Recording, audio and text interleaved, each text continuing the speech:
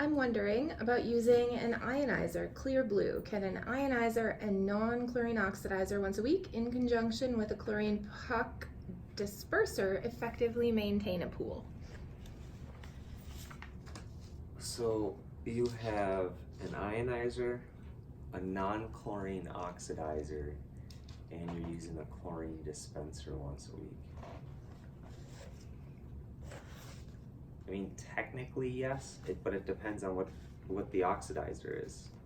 I mean, the reason why you can't really use an ionizer by itself is just because it can't really keep up with killing bacteria fast enough.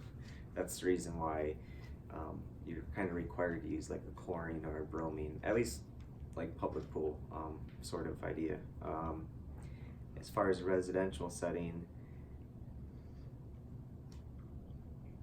the chlorine dispenser once a week, is that chlorine or is that for your non-chlorine oxidizer?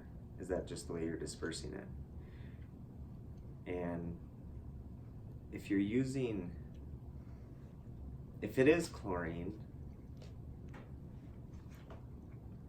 I'm kind of curious what the non-chlorine oxidizer is and how they would interact with each other, if they'll cause any type of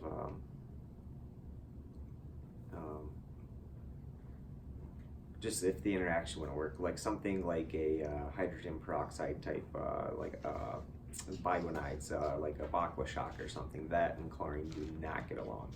So I would be quite curious to know the exact setup, and I guess it also depends on the size of your pool and what you're running.